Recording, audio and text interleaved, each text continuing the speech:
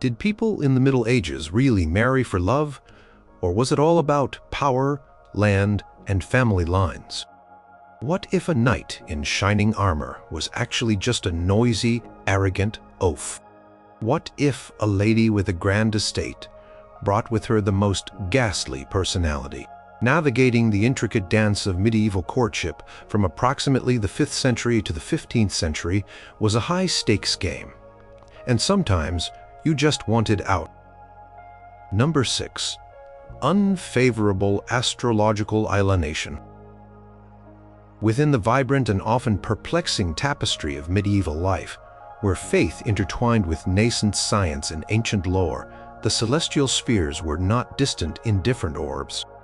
They were seen as potent, living forces, constantly weaving their cosmic threads into the very fabric of human destiny. Astrology, far from being a mere whimsical pursuit, held significant academic standing, often taught in the same university halls as medicine and theology. It was considered a sophisticated science, a way to understand the divine order reflected in the movements of the planets and stars. Learned scholars, revered physicians, and even mighty monarchs routinely consulted astrologers before embarking on critical endeavors. And of all these undertakings, none was more pivotal, more imbued with the weight of lineage and future prosperity than the sacred union of marriage. For a medieval man or woman seeking to subtly, yet irrevocably sidestep an unwanted suitor, claiming the stars themselves forbade the match, was a potent and often unassailable maneuver. The belief was deeply ingrained in the common consciousness, stretching from the lowliest peasant to the highest noble. The precise moment of one's birth imprinted the planetary positions onto their very soul.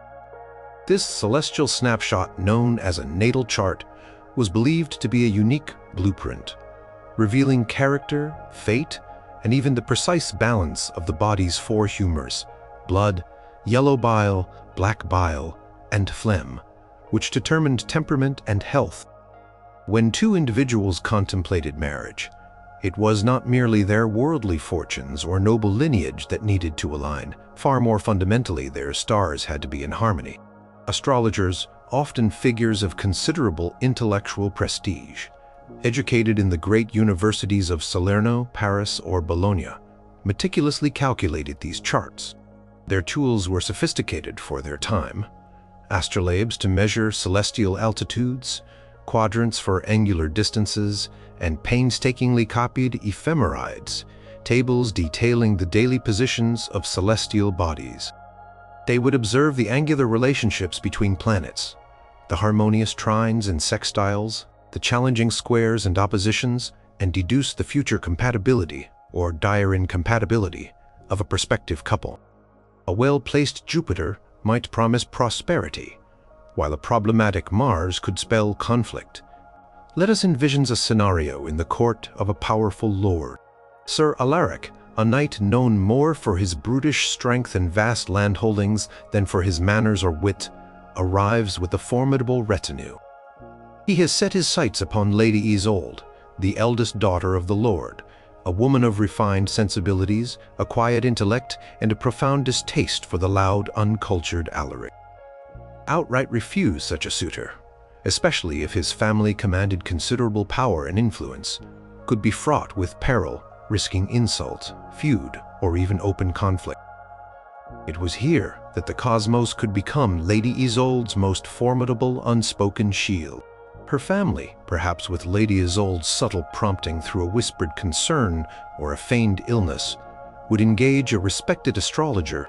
This master of the celestial arts, a man known for his erudition and his unblinking gaze upon the heavens, would be summoned. He would request the precise birth times of both Lady Isolde and Sir Alaric, if known, or at least the general time of day and place, to construct their horoscopes. After laborious calculations involving complex mathematical tables and careful observation, he would present his findings. The language employed was precise, laden with the gravitas of ancient wisdom, a language that carried the weight of destiny. The astrologer might gravely declare that Mars, the fiery planet of war, aggression, and swift action, was in a harsh square aspect, a challenging 90-degree angle to Venus, the planet of love, harmony, and affection in the natal charts of Lady Isolde and the presumptuous Sir Alaric, this, he would gravely intone, signified perpetuous Sir Alaric. He would explain that Sir Alaric's Martian nature, ruled by Arles perhaps, would forever clash with Lady Isolde's more Venusian temperament, perhaps ruled by Libra. Their humors, he would add, would be perpetually out of balance. His choleric and prone to anger, hers melancholic and prone to deep sadness in the face of conflict. This fundamental disharmony, rooted in their very celestial composition, would render any union barren of joy, perhaps even physically dangerous through constant strife. The astrologer might delve deeper, explaining that Sir Alaric's natal moon, representing his emotional nature and subconscious desires, was in a challenging opposition, a direct 180-degree clash to Lady Isolde's sun, her very essence and conscious identity. Such an alignment, he would articulate, would mean a constant friction, a deep-seated antagonism that no amount of worldly wealth or political alliance could overcome. He might highlight the ominous presence of Saturn, the planet of restriction, delay, and melancholy, in a critical house in the prospective marriage chart. For instance, Saturn transiting the 7th house, the house of marriage, could signify an inevitable future of sorrow, barrenness, or financial ruin for the couple, regardless of their current prosperity. Furthermore, the astrologer could point to specific malefic aspects between the planets, perhaps Uranus, though not discovered in the medieval period. The underlying principles of disruptive energies were often attributed to other planets in challenging positions. He might emphasize that the ascendant, the rising sign at birth, of one individual was diametrically opposed to the descendant, the setting sign of the other signaling an inability to meet in the middle ground of partnership. He might reveal that the part of fortune in one chart, representing earthly success and well-being, was severely afflicted by a retrograde planet in the others, indicating that the union would bring misfortune rather than good luck. The power of this excuse lay in its inherent unacidity. How could one argue against the immutable laws of the universe, laws believed to be set by the divine hand? To defy the stars was to invite calamity, not just for the prospective couple, but for their families, their servants, perhaps even for the broader community. No one wished to bring down the wrath of cosmic misfortune upon their lineage. A marriage entered under such ill-omened conjunctions was believed to be cursed from its inception, a union destined for misery, ill health, and possibly premature death.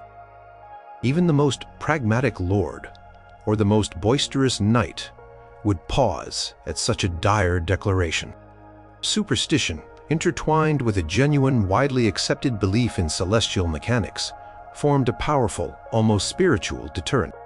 Historical figures often relied on astrological consultation for their most significant life decisions, solidifying the societal acceptance of such pronouncements.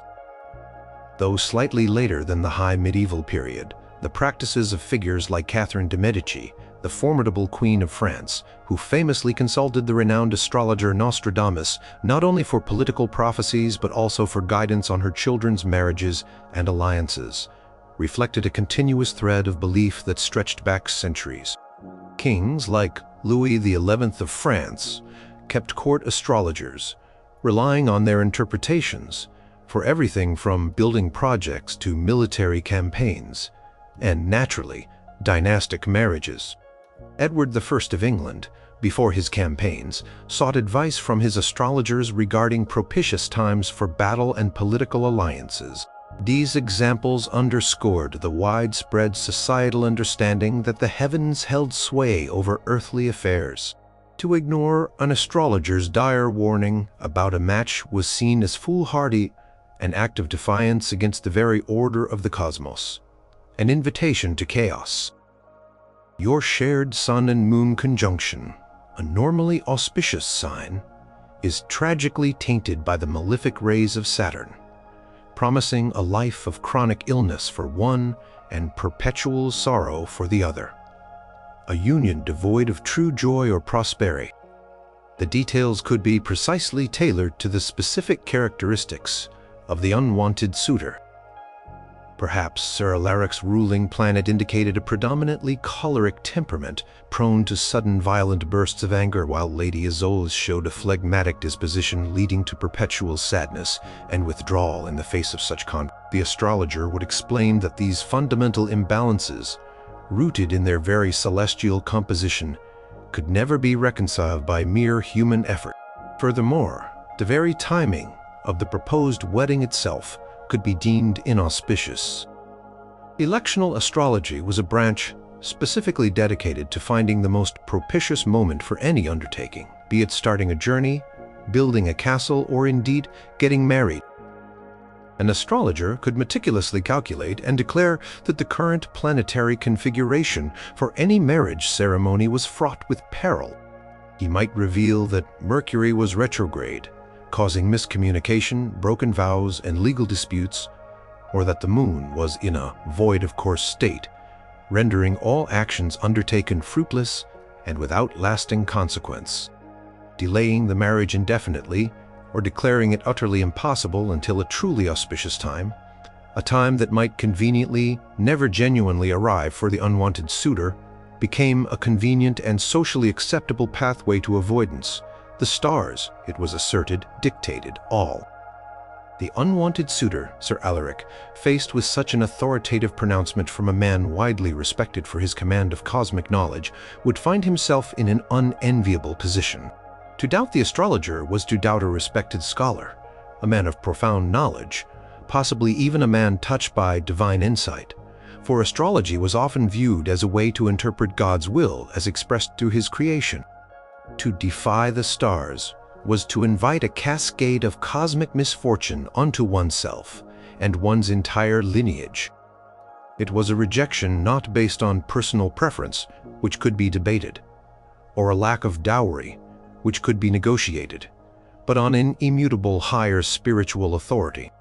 The stars had spoken, and their decree, though sometimes delivered with hushed reverence, was final.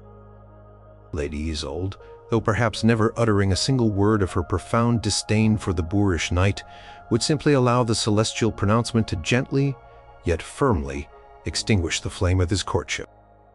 He would be left to seek a bride whose stars, by some divine arrangement, were more favorably aligned with his own. The silent cosmic hand provided the perfect, indisputable alibi, a shield woven from starlight and ancient wisdom. Number 5. Irreparable financial ruin. In the stark, unyielding realities of the medieval world, where dynastic alliances were forged with grants of land and overflowing coffers, as much as with sacred vows, marriage was at its very core a supremely practical and often brutal economic transaction.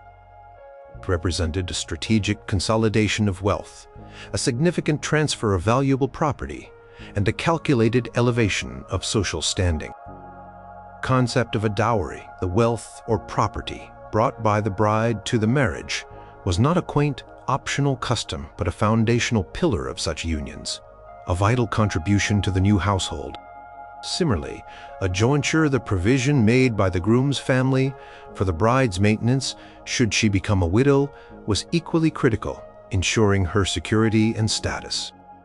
When a suitor, particularly one driven by ambition and material gain, came calling, the most elegantly devastating excuse for avoidance could be the sudden, tragic, and utterly irreparable collapse of a family's fortunes.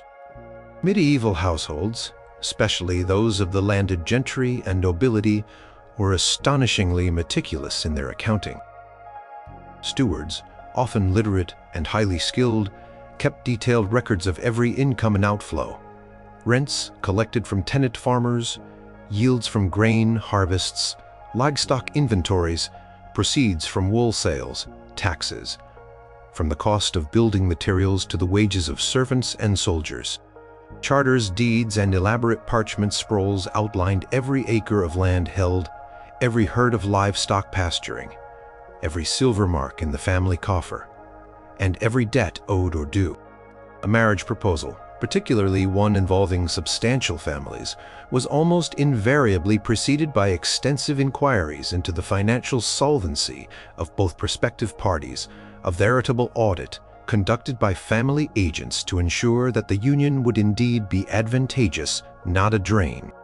To suddenly declare oneself, or one's family, to be teetering on the precipice of utter destitution was a profound and often humiliating admission, making it all the more believable as a genuine, insurmountable impediment. To grasp this, one might observe the predicament of Lady Isolde, whose noble lineage was ancient and impeccable, a name resonating with centuries of prestige. Her family lands, though seemingly vast and impressive from a distance, were in truth less productive than her ambitious suitor, Baron Roderick, believed. Roderick, a man of burgeoning power, newly acquired wealth, and a formidable military reputation, sought a bride not for her charm, her intellect, or her gentle spirit, but explicitly for her perceived substantial dowry and the strategically vital location of her family's extensive estates. Lady Isolde, however, found Roderick's crude manners, his booming voice, and his aggressively acquisitive ambition deeply unsettling, utterly repulsive. To simply state her aversion, to confess her profound distaste, would be unthinkable, an unforgivable insult to a man of his standing and the direct risk to her family's good relations, potentially even sparking a localized conflict. The solution, then, lay in the cruel, unpredictable hand of fate, or at least the appearance of it. A series of seemingly insurmountable misfortunes could be discovered with grim faces, hushed tones, and an air of profound, shared despair. Perhaps the previous year's harvest, already a delicate balance against unpredictable weather, had been inexplicably and utterly poor, ravaged not by a localized storm but by a mysterious blight that seemed to strike only their fields, a subtle whisper of divine displeasure against their house, or a sudden unseasonable flood. A torrential deluge had swept away vital bridges, collapsed barns, and inundated key mills, rendering large tracts of their most arable land uncultivable for years, requiring immense and unobtainable capital for recovery. The omnipresent specter of the Black Death, a grim reaper that periodically scythed through medieval populations, could be invoked not just as a killer of people, but as a silent, invisible destroyer of labor, making it impossible to work the fields, leading to deserted villages, uncollected rents, and empty coffers. The family, appearing utterly distraught and consumed by genuine grief, would explain to the suitors, carefully dispatched emissaries, that due to these unforeseen cataclysmic calamities, the promised dowry, once a handsome sum of silver coin, valuable livestock, and productive estates, was now lamentably a mere fraction of its former self, or perhaps entirely.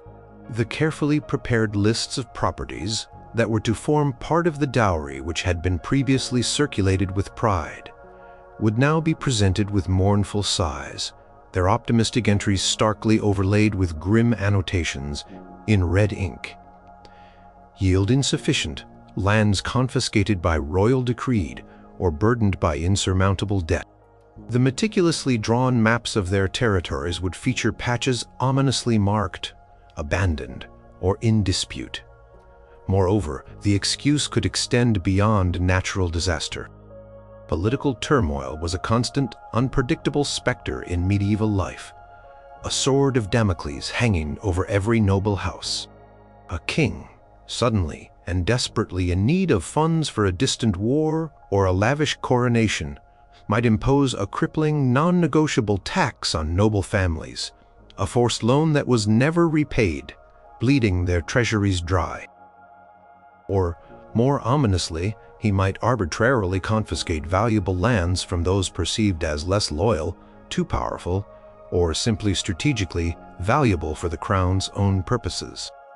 A bitter, protracted lawsuit over a long-standing land dispute, once thought definitively settled generations ago, could be reopened by a cunning rival family, dragging the estate into ruinous, unending legal fees and ultimately resulting in the irreversible loss of key income-generating properties. Or perhaps, most insidious of all, a past undisclosed debt, a secret burden accumulated by a less scrupulous ancestor to a cunning Jewish moneylender, or a powerful Italian banking house, could suddenly and dramatically come to light. These were not mere temporary setbacks. They were presented as utter, irreversible desolation, a collapse from which recovery was simply not possible. The unfortunate Lady Isolde's family, led by her sagacious and perhaps somewhat theatrically inclined father, would invite Baron Roderick's trusted advisors to meticulously inspect their ledgers. The family steward, a man chosen for his air of solemn integrity and his ability to project profound distress, would present the meticulously maintained account books. These once proud records would now be filled with grim red ink entries detailing unexpected losses, overwhelming expenditures, and rapidly accumulating arrears. He would speak in hushed, sorrowful tones of failed investments in distant trade voyages that succumbed to violent storms or ruthless pirates. He would lament the exorbitant costs of repairing storm-damaged castles or rebuilding collapsed granaries, costs that far outstripped any available resources. He would speak with a tremor in his voice of a truly disastrous venture into mining that yielded nothing but barren rock and empty promises, a vast sum poured into a bottomless pit. The weight of the impending disaster would be emphasized as absolute and undeniable. It was not just a temporary shortage that a few good harvests might remedy. It was a fundamental, structural erosion of the family's financial foundation, a deep rot that had set in. The dowry that Baron Roderick had anticipated, a substantial collection of rich farmlands, a valuable silver mine, and a chest of glittering jewels, was now revealed to be nothing more than a crumbling manor house, a few barren fields, and a family deeply irrevocably indebted. The once bright prospect of an advantageous match would dim considerably swiftly and permanently in the eyes of Roderick's family, who were unlikely to be swayed by mere charm or ancient noble blood if it came without significant tangible material gain. They were in the business of acquiring, not inheriting, burdens. This excuse carried a unique, almost unassailable sting. While other reasons for rejection might invite argument, negotiation, or attempts at persuasion, financial ruin, especially if convincingly presented as total and irreversible, left little to no room for compromise. To press a marriage upon a family facing such a profound and visible crisis would be seen as predatory, almost inhumanly cruel, tarnishing the suitor's own reputation. A suitor seeking wealth, as many medieval suitors were, would swiftly and decisively turn away, recognizing that the proposed union would not only bring no profit, but might even entail the crushing burden of propping up a failing household. Honor, in such a situation, became a double-edged sword. To admit such widespread financial failure was a profound blow to a family's prestige and standing. But it was also the most effective, most unassailable shield against an unwanted alliance. Historically, financial destitution was a very real, ever-present threat to even the most powerful and seemingly stable families. The Black Death, which swept through Europe in the mid-14th century, devastated populations, leading to severe labor shortages, deserted villages, and a catastrophic collapse in agricultural output and rents, crippling countless estates regardless of their previous wealth. Wars were endlessly expensive, depleting royal treasuries and leading to widespread confiscation of lands from those who backed the losing side or simply could not meet the demands of war taxation. The 100 Years' War between England and France, lasting over a century, saw noble families on both sides suffer immense, multi-generational financial losses due to constant campaigning, exorbitant ransoms for captured nobles, and widespread destruction of property across the contested territories. Even the most seemingly stable households could be brought low by a devastating combination of bad harvests, persistent disease, and relentless political upheaval. The meticulously presented evidence of ruin was absolutely key to the success of this maneuver. The family would make a point of displaying empty granaries, speaking sorrowfully of peasants who had fled or died, and showing crumbling, unmaintained sections of their castle that they could no longer afford to repair. The steward might even produce skillfully forged letters or ledgers, showing overwhelming payments to powerful, unyielding, fictional creditors. We are left with little but our ancient name, and even that is tarnished by this cruel, relentless turn of fortune. The social implications of such an admission were indeed severe. A family truly facing such a widespread downfall would experience a profound loss of standing within the intricate social hierarchy. Invitations to grand feasts would dwindle. Advantageous matches for younger children would become significantly harder, if not impossible, to secure. This very real social cost, the price of admitting such dire straits, lent immense credibility to the irreparable financial ruin excuse. It was not a trivial matter to confess to such a state. It often meant a significant reduction in one's place in the rigid social structure, a step down the ladder of prestige. Therefore, when such a confession was made, it carried the undeniable ring of desperate truth, too painful to be a mere fabrication. The suitor's family, once eager for the promised dowry and the added prestige, would quickly and decisively withdraw their proposal, perhaps with polite, albeit insincere expressions of regret for the family's profound misfortune, but with a palpable sigh of relief that they had cleverly avoided such an ill-advised, financially ruinous union. Lady Isolde, observing the hasty departure of Baron Roderick and his disappointed advisors, would feel a quiet internal triumph, a sense of profound relief. The shame of her family's meticulously fabricated ruin, while a difficult and delicate charade to maintain, was a far lesser burden, a far smaller price to pay than a lifetime bound to a man she detested, whose very presence filled her with dread.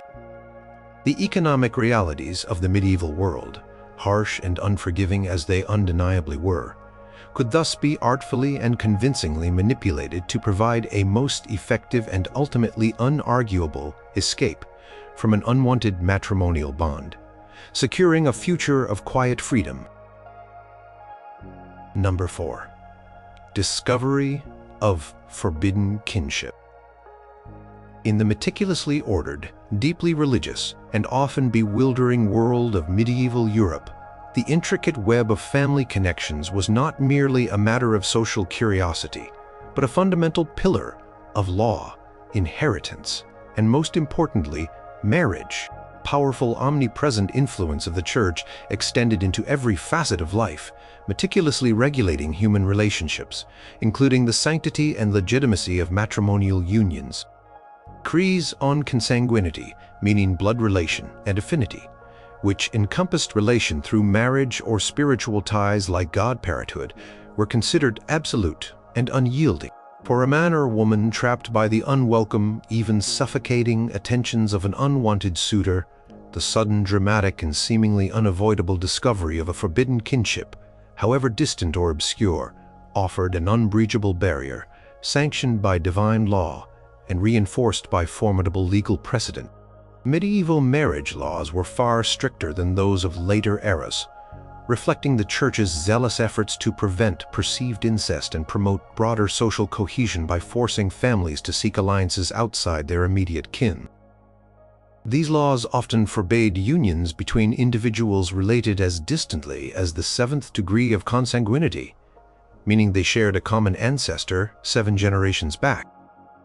To illustrate, this could mean that if your great-great-great-great-great-grandparents were siblings, then you and their other descendant, 7 generations down, were forbidden to marry. While calculating such intricate, sprawling family trees was a formidable and often dizzying task, the Church zealously enforced these prohibitions, viewing marriage within forbidden degrees as incestuous, a grave sin against God and nature, and an invalid union that could lead to excommunication, spiritual damnation, and eternal suffering. This rigorous, pervasive stricture, deeply embedded in the medieval legal and spiritual landscape, provided fertile ground for those seeking a divinely sanctioned escape from an unwelcome match. Let us explore a scenario involving the dilemma of Lord Edmund, a respectable but rather plain noble, whose lands were sufficient but not grand, and whose demeanor was quiet rather than matic. He found himself persistently pursued by the ambitious and rather formidable Lady Serafina. She possessed vast estates, a formidable army of retainers, and influential connections at the highest levels of the royal court. Personality, however, was as sharp and unyielding as a newly honed sword, and her personal ambitions for power and prestige overshadowed any genuine affection or gentle sentiment. Lord Edmund had no desire to be bound to such a woman, knowing a lifetime with her would be a perpetual battle for dominance.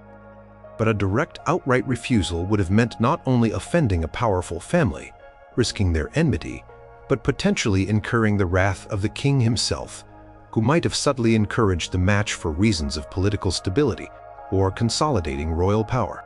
The most elegant and unassailable solution, then, lay hidden in the dusty annals of history within the forgotten, rarely consulted corners of family archives.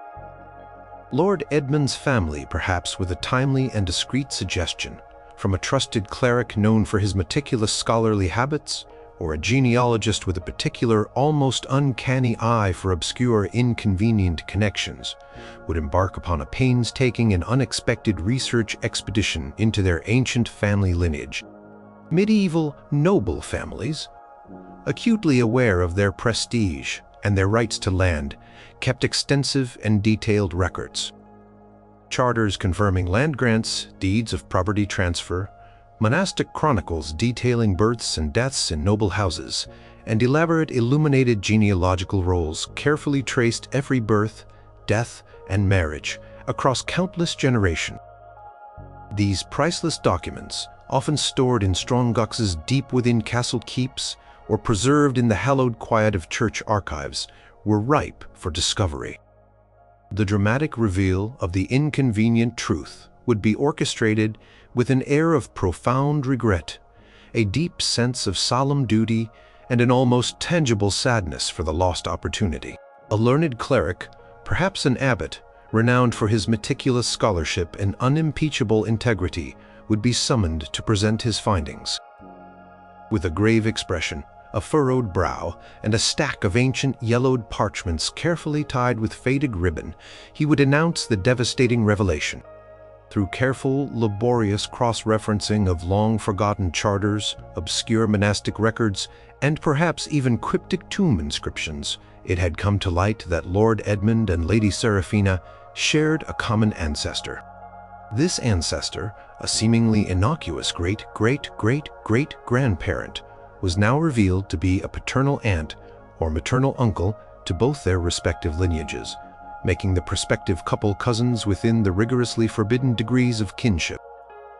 The effect of such a pronouncement on a medieval audience was immediate, profound, and often utterly devastating. To the medieval mind, steeped in Christian doctrine and rigid social norms, this was not a mere inconvenience, a minor technicality, or a legal loophole that could be circumvented. It was a revelation of a fundamental, immutable truth, a divine injunction. A marriage between kin, within these forbidden degrees, was not simply ill-advised. It was null and void in the eyes of God and the Church. It was considered incest a grave sin against God and nature, and an invalid union that could lead to excommunication, spiritual damnation, and eternal suffering. This rigorous, pervasive stricture, deeply embedded in the medieval legal and spiritual landscape, provided fertile ground for those seeking a divinely sanctioned escape from an unwelcome match. No amount of worldly wealth, no amount of political expediency, no amount of royal favor could sanctify such a union. Church courts, formidable institutions with power over even monarchs and mighty princes, would swiftly annul any marriage found to be within these prohibited kinships, often requiring public penance, the separation of the couple, and the declaration of any children as illegitimate. Cleric, demonstrating his scholarly diligence, might unfold a painstakingly drawn family tree, perhaps a newly commissioned one with branching lines meticulously connecting Lord Edmund and Lady Serafina to their shared progenitor. Precise degree of kinship would be calculated and pronounced with unassailable academic authority. Here, you see, a common ancestor revealed in the 6th degree of consanguinity, making this union a grave violation of canon law, particularly the Fourth Lateran Council of 1215, which rigorously codified these prohibitions. The Lateran Councils indeed had played a crucial role in defining and expanding the forbidden degrees of kinship, creating a legal framework that was often exploited. Beyond blood kinship, medieval church law also recognized affinity, or kinship, through marriage. For example, if a suitor had been previously married to a close relative of the prospective bride, or even if their deceased spouse had a close relative who then married one of the suitor's relatives, complicated, almost labyrinthine webs of affinity could arise, potentially barring a new marriage. These rules were incredibly complex and often obscure, making them ripe for manipulative discovery. Furthermore, spiritual kinship was a powerful, often overlooked impediment. The bond between godparents and their godchildren, or even between godparents themselves, was considered a spiritual familial connection, as binding and sacred as blood ties, strong enough to forbid marriage between them. If Lady Seraphina's paternal aunt had been Lord Edmund's godmother, or if their respective parents had been godparents to each other's children, a spiritual kinship could be argued, rendering the match forbidden. Such a bond, once formed, was deemed unbreakable by human will. The revelation would be met with exquisitely feigned dismay by Lord Edmund's family, who would express profound regret for the unfortunate but undeniable discovery. They would emphasize their profound respect for canon law, their unwavering fealty to the Church, and their absolute sorrowful inability to proceed with a union that would be an affront to God and bring eternal damnation upon their house. Lady Seraphina, or more likely her family and advisors, would be left with no credible option but to accept this pronouncement. To dispute the Church's authority on such a fundamental matter was to invite charges of heresy, a far graver, potentially life-ending consequence than a failed marriage alliance. Historical examples abound of the Church's zealous enforcement of kinship laws, even among the highest echelons of society. Eleanor of Aquitaine, one of the most powerful and influential women of the entire Middle Ages, famously had her marriage to King Louis VII of France annulled on grounds of consanguinity in 1152, though political expedient and mutual incompatibility were undoubtedly significant underlying factors. King Henry VIII of England's notorious break with Rome centuries later centered almost entirely on his desperate desire to annul his marriage to Catherine of Aragon, claiming her prior unconsummated marriage to his deceased elder brother, Arthur, constituted an affinity that made his own marriage incestuous in the eyes of God. While Henry's motives were undeniably complex and self-serving, the very possibility of such a claim, even if stretched to its limits, rested upon established church law regarding forbidden degrees and affinity.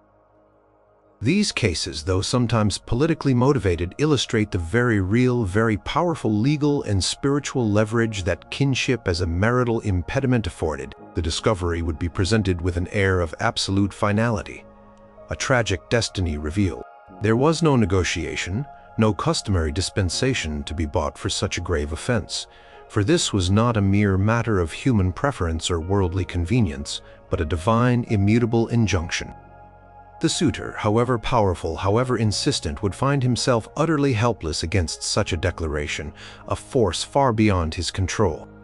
Church's grip on medieval society was simply too strong, its spiritual authority too pervasive, its power to condemn too terrifying to be challenged on a fundamental point of canon law that concerned the sanctity of marriage and the avoidance of incest. The moral opprobrium, the very real risk of excommunication, and the profound social stigma of a union deemed unnatural and unholy by the Church were simply too high a price to pay for any earthly gain or perceived advantage. Lord Edmund, outwardly appearing crestfallen and expressing profound regret at the loss of such a potentially advantageous, if personally abhorrent alliance, would inwardly rejoice with a quiet, secret triumph. He would offer his deepest apologies to Lady Seraphina's family, lamenting the cruel, inescapable hand of fate that had revealed this insurmountable, divinely ordained obstacle. The suitor, Lady Seraphina, would have no recourse, no avenue for appeal. She could not, under any circumstances, force a union that the Church, and by extension God himself, deemed invalid, sinful, and perilous to their souls. Her ambitions, and the ambitions of her powerful family, would have to turn elsewhere to a suitor whose family tree did not tragically intertwine with her own in a forbidden, incestuous knot of kinship. The dusty records of the past, seemingly innocuous and long forgotten, thus provided a divine, unassailable shield against an unwanted future, allowing Lord Edmund to escape the grasp of a formidable woman without drawing the ire of kings or clergy. Number 3. Sudden, chronic illness. In the precarious and often terrifying landscape of medieval health, where the origins of disease were shrouded in mystery and superstition, a sudden, chronic, and seemingly incurable illness could serve as a formidable, if tragic, barrier to an unwanted marriage.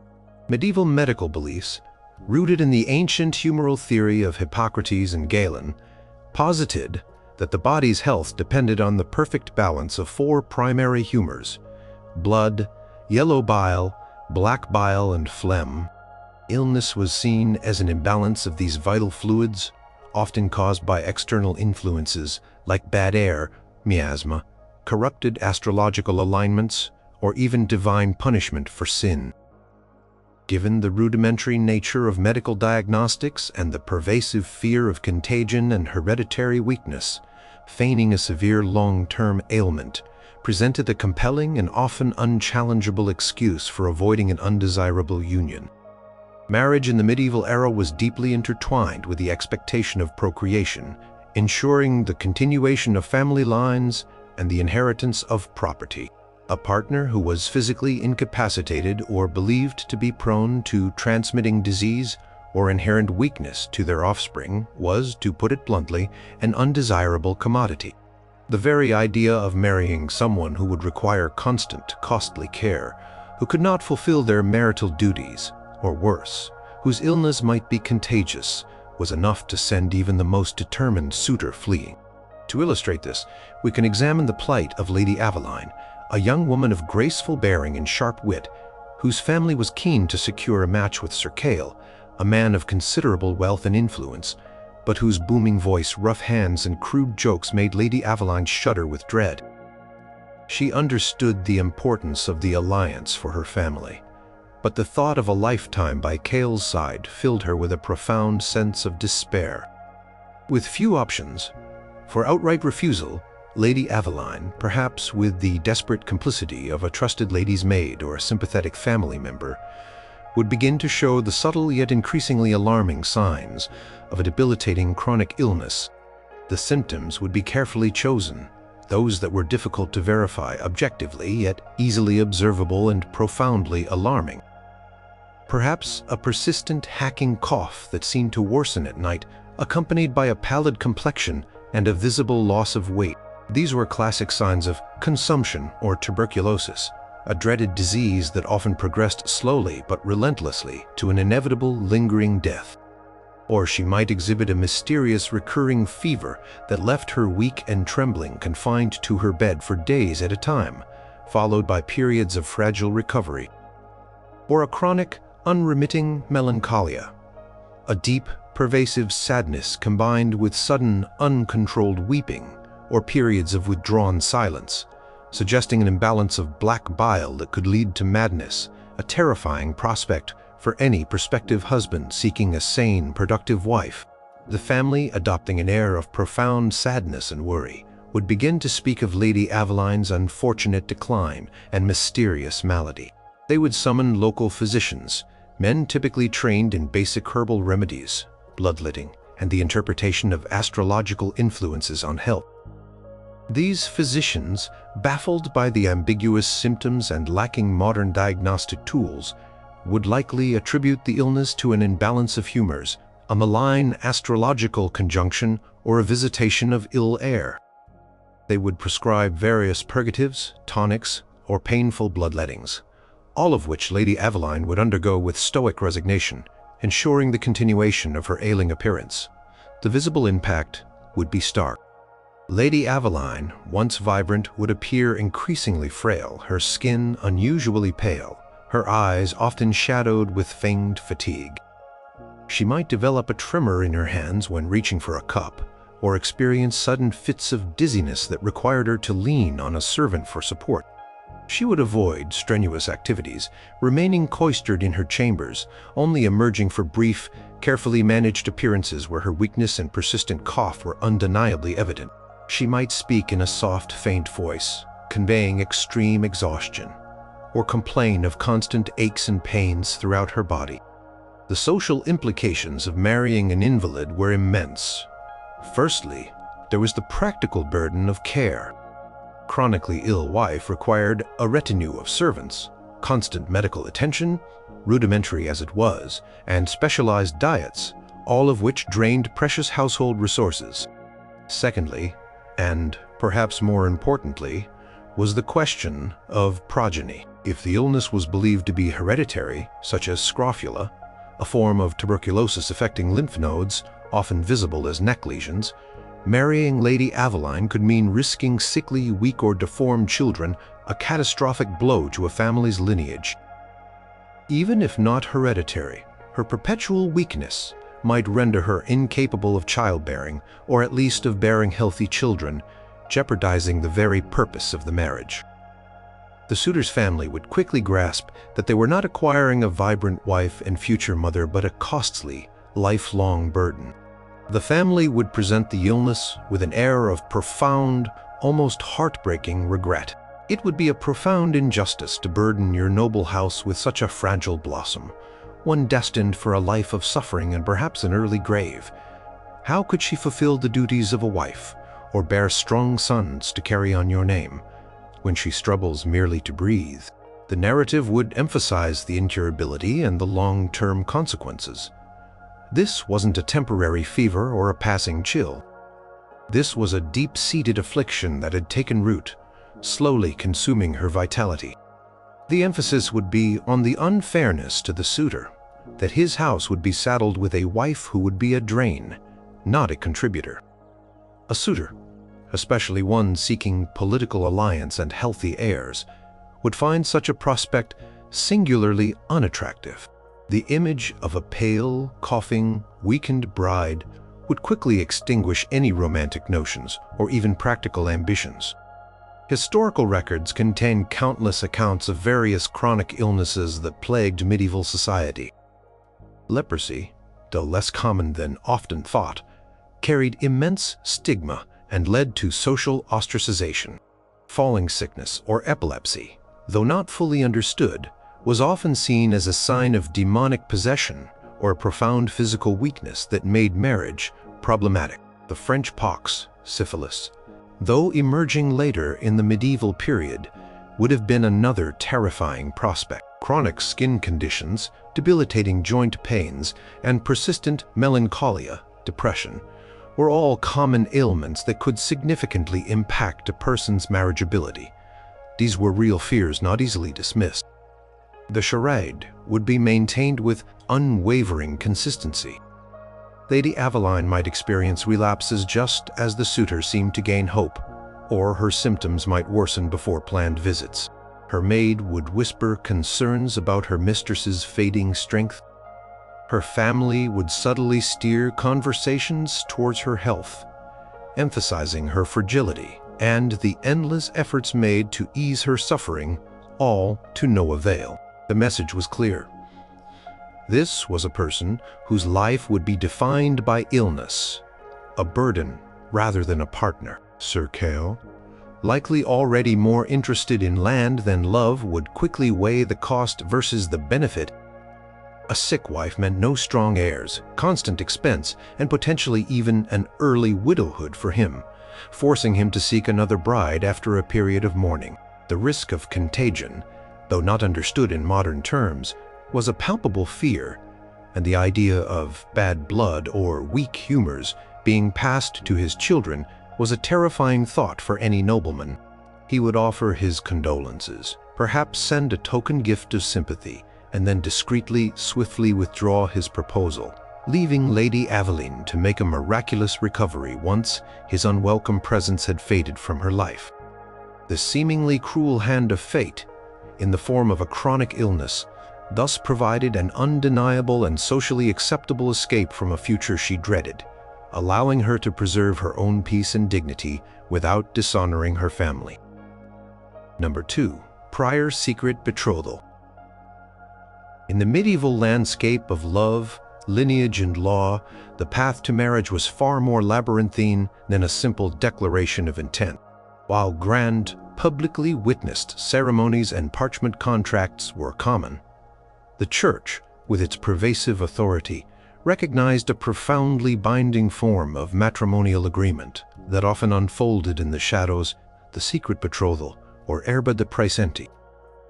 This legal concept, rooted in canon law, stipulated that if a man and woman exchanged vows in the present tense declaring, "I take you as my husband," and "I take you as my wife," they were considered legally married in the eyes of God, even without witnesses, parental consent, a priest, or even consummation. For a medieval individual desperate to escape the clutches of an unwanted suitor, the sudden dramatic revelation of such a long-forgotten or subtly fabricated prior contract offered an unassailable and utterly devastating legal impediment. The distinction between erba de presenti, words of the present, and erba de futuro, words of the future, a mere promise to marry, was critical and often a source of immense legal dispute.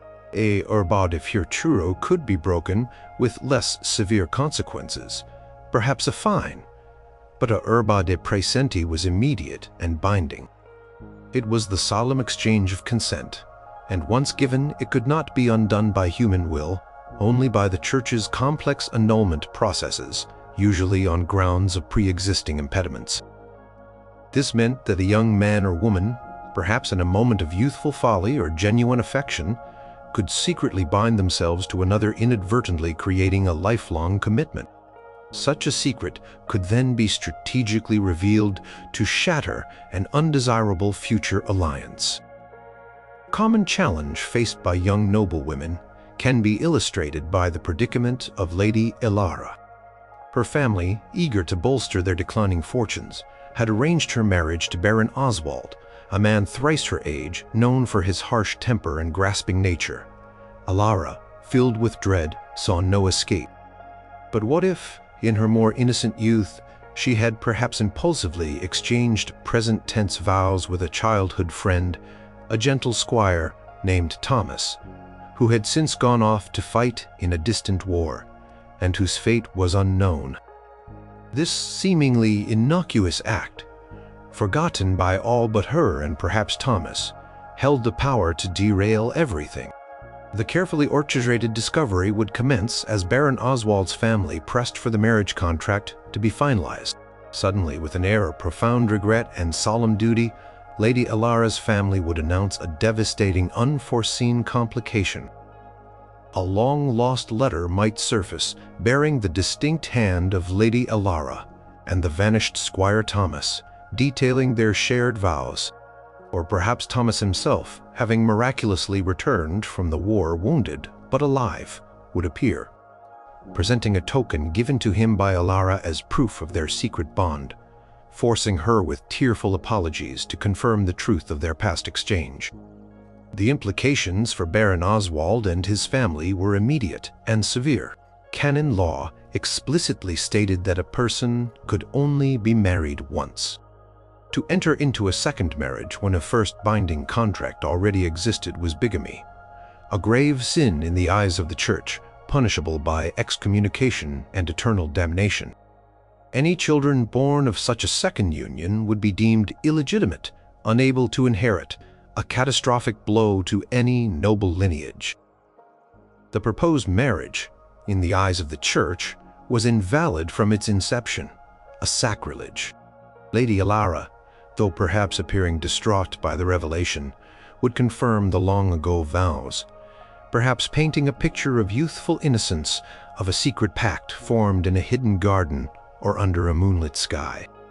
She might speak of the earnestness of the words, the sincerity of the intent, even if no witnesses were present. Key was that she believed it was a binding contract, and in medieval canon law, the consent of the parties was paramount. A simple declaration of intent, made sincerely and in the present tense, was enough. Church, through its various courts and tribunals, held immense power in these matters. Disputes over pre-contracts were common, and they would launch extensive inquiries, interviewing parties, examining evidence, and ultimately ruling on the validity of the alleged prior marriage. If the prior contract was deemed valid, the proposed new marriage was nullified, and the individuals were compelled to honor the first agreement or seek a complex annulment from it.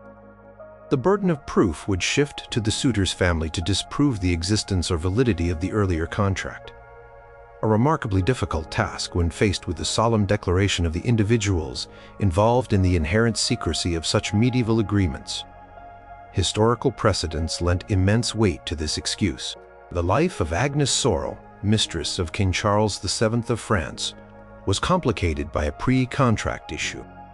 Another famous example involved Eleanor of Brittany and her suitor Guy de Thouars, whose marriage was delayed for years due to a prior unproven claim of a pre-contract. Even more significantly, the validity of pre-contracts played a role in the political drama of the Wars of the Roses in England.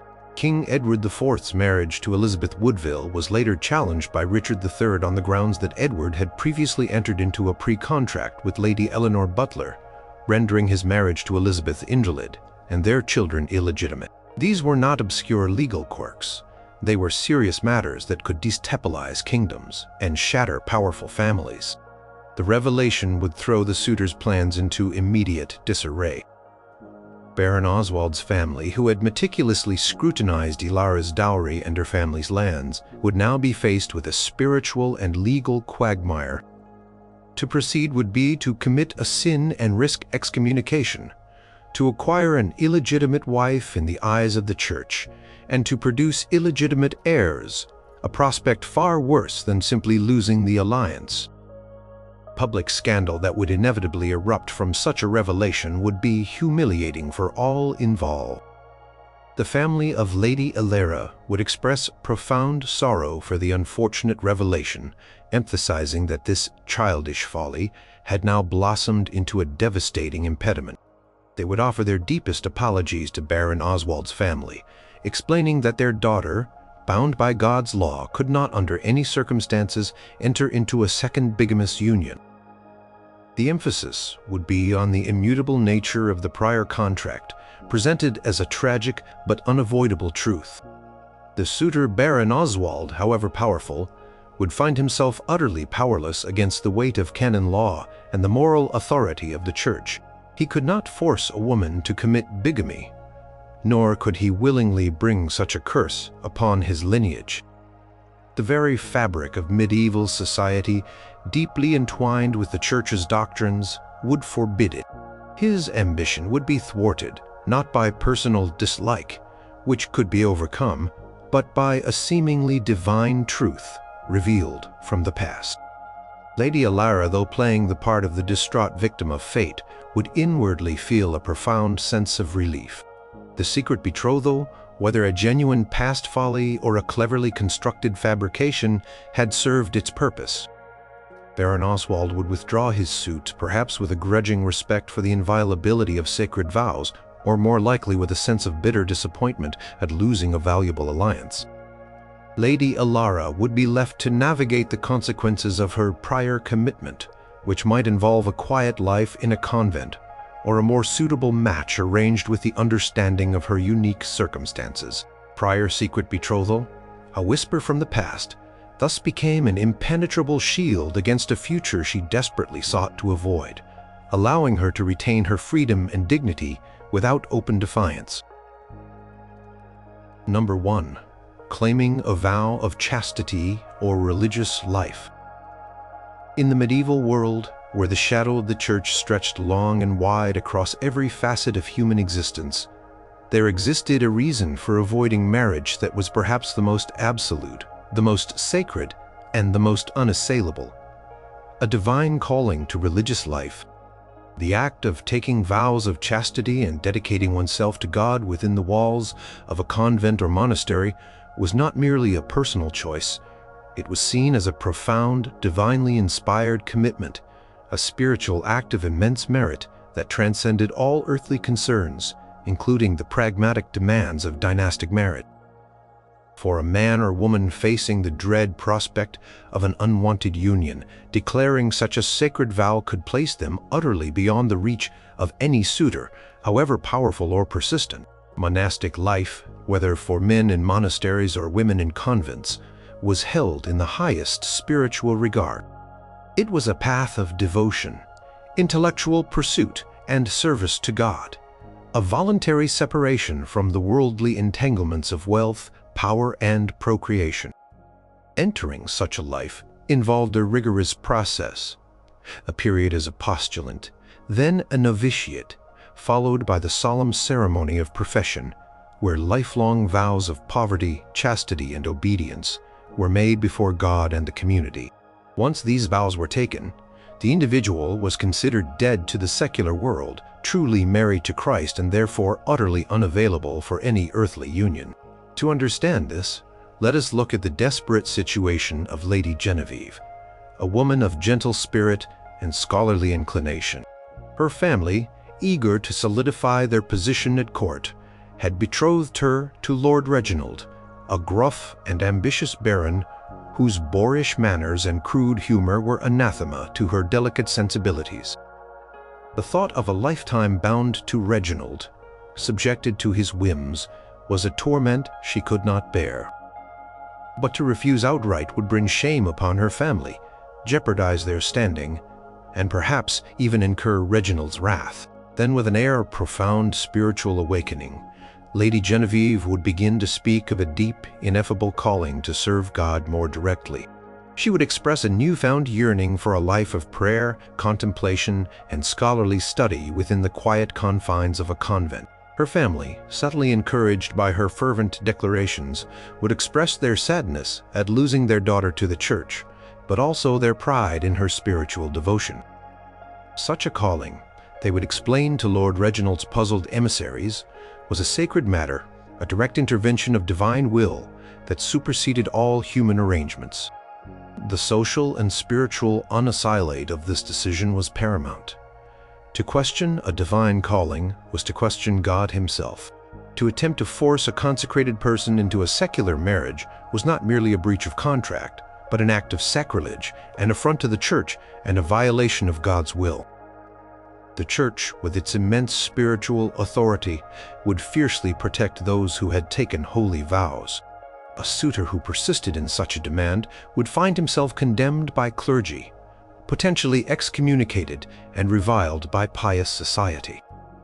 No earthly gain could justify such a profound transgression. The process of entering religious life would be presented with solemn dignity. Lady Genevieve might speak of her visions or divine inspirations that led her to this path. Her family would facilitate her entry into a respected convent, perhaps one known for its strict discipline or its intellectual pursuits, to lend further credibility to her sincere devotion. She would undergo the novitiate, a period of testing and spiritual formation. Then would come the public ceremony of profession, where she would symbolically shed her worldly attire. Her head might be shaven, and she would don the simple habit of her order. With solemn words she would pledge her perpetual chastity, obedience, and poverty, cutting ties with her secular life. Once professed, Lady Genevieve would live a life separated from the outside world. Her days would be structured by the rhythms of prayer, manual labor, and study within the cloistered walls. She would be beyond the reach of any secular marriage contract. Her status transformed from eligible noblewoman to bride of Christ, the suitor, Lord Reginald, would have no recourse. His claim on her was extinguished by a higher power. To try and reclaim her would be an act of audacious impiety. Historical records provide numerous examples of individuals, particularly noblewomen, choosing or being steered towards religious life to avoid undesirable marriages or for profound spiritual reasons. Agnes of Bohemia, 1211 to 1282, a princess from a powerful royal house, famously rejected a marriage alliance with Emperor Frederick II, among other high-ranking suitors, to found a hospital and enter a cloistered Franciscan convent corresponding with Saint Clare of Assisi. Her choice, though initially met with political resistance, ultimately reflected the power of a genuine religious vocation to override secular pressures.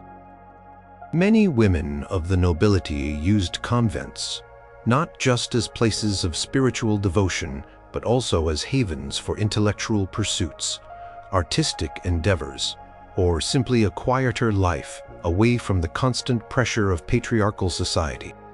For some, it was a genuine calling.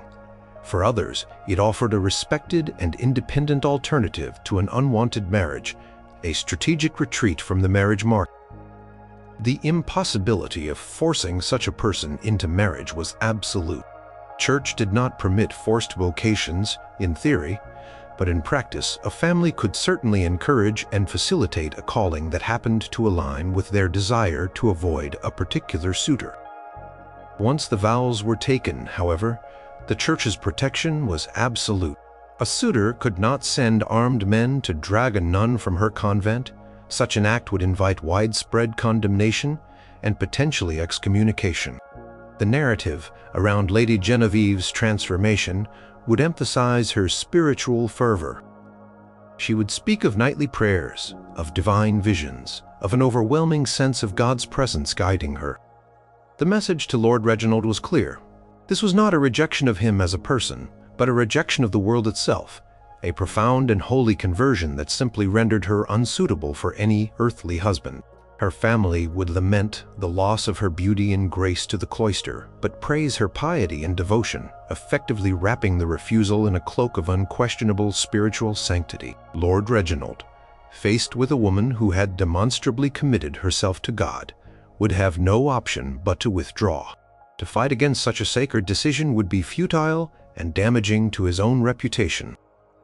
He might express his regrets, perhaps send a generous donation to the convent in a show of piety, and then seek a bride who was, alas, still very much of this world. Lady Genevieve, watching him depart, would find a quiet sanctuary within the convent walls, her life no longer defined by the unwelcome dictates of worldly ambition, but by the peaceful rhythm of prayer and the profound satisfaction of having chosen her own fate, albeit disguised as a divine calling. The unassailable spiritual authority of the Church provided the ultimate, unquestionable shield against an unwanted future.